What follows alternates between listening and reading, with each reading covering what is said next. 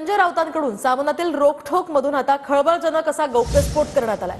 शिंदे हे समाधी अवस्थेकडे पोहोचले तसं शिवसेनेच्याच आमदारांना विमान प्रवासात आपल्याला सांगितल्याचं राऊतांनी सामनातून म्हटलंय। मुख्यमंत्रीपद न मिळाल्यामुळे शिंदे हे आपल्या मनानं कोलमडल्याचंही आमदार म्हणाले तसं सामनातून म्हटलंय। याशिवाय आपल्यासह पक्षातील लोकांचे फोन टॅप केले जात असल्याचाही शिंदेंना संशय आहे। याशिवाय भाजपनं शिंदेंना मुख्यमंत्री बनवण्याचं आश्वासन दिलं होतं, मात्र भाजपनं आश्वासन न पाळल्यामुळे फसवणूक झाल्याचं शिंदेंना वाटतंय असंही सामनातून म्हटलंय। रोखठोक सदरात राऊतांनी काय म्हटलंय पाहूयात। शिंदे गटाचे त्यातल्या त्यात बरे आमदार विमान प्रवासात भेटले, त्यांनी त्याही पुढची माहिती देऊन गोंधळ वाढवला। शिंदेंचा आमदार शिंदे हे स्वतःला अपमानित केल्याच्या दुःखातून बाहेर पडायला तयार नाहीत। 2.5 वर्षांच्या मुख्यमंत्री पदाच्या काळात शिंदे आणि फडणवीस यांची तोंड 2 दिशांना होती। आता फडणवीस त्याचे उट्टे काढतायत, कारण शिंदे यांच्या हातात काहीच राहिलं नाही। राऊत मुख्यमंत्रीपद पुन्हा मिळालं नाही याच दुखवट्यात शिंदे अजून आहेत काय? शिंदेंचा आमदार ते त्याच्याही पलीकडच्या समाधी अवस्थेकडे पोहोचलेत आणि शून्यात पोहोचलेत। राऊत शिंदे यांना धक्का बसला आहे काय? शिंदेंचे आमदार ते मनानं कोलमडले आहेत। राऊत का काय झालं?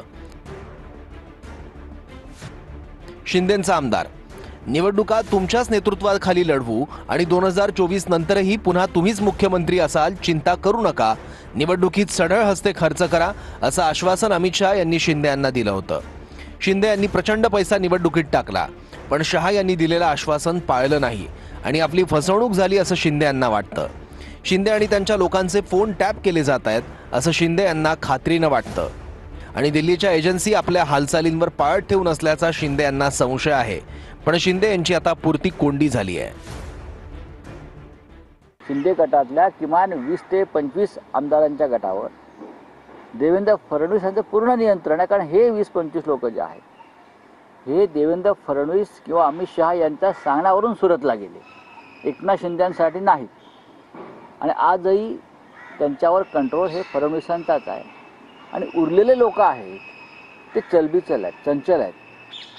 त्यांना असं वाटतं की आपली कोंडी होते, भविष्यात जास्त कोंडी होईल, आपल्याला नेतृत्व नाही कोणतंही चांगलं की जे आपल्याला संरक्षित करेल किंवा प्रोटेक्ट करेल, तेव्हा आपण पुन्हा मागे फिरायचं का, असा एक विचार त्या पक्षात सुरू आहे, ही माझी माहिती आहे। मला विधानसभा 2024 नंतर सुद्धा आपणच मुख्यमंत्री राहणार आहात हे सांगितल्यामुळेच मी पक्षातून बाहेर पडण्याचा निर्णय घेतला। हे त्यांचं स्वतःचं म्हणणं आहे की नाही त्यांना जाऊन विचारा, मी खोटं बोलत नाही। आणि काय निवडणुका झाल्यावर एकनाथ शिंदे यांना खड्यासारख्या बाजूला केलं।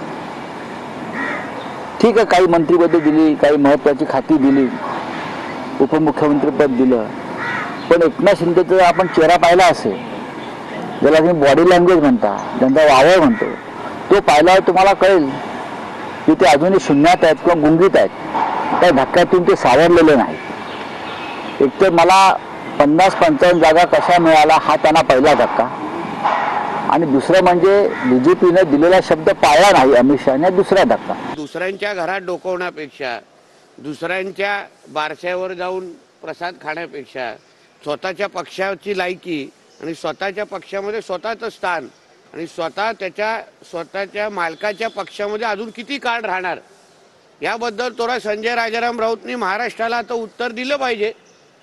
म्हणून शिंदे काय करतायत, भाजपमध्ये काय चाललंय, पहिल्या दिवसापासून हा संजय राजाराम राऊत दुसऱ्यांच्याच घरामध्ये डोकवण्याचं काम करतोय, दुसऱ्यांच्याच बारशावर जाऊन मुलांची नावं ठेवतो, स्वतः कधीतरी काहीतरी इतिहास घडवावा।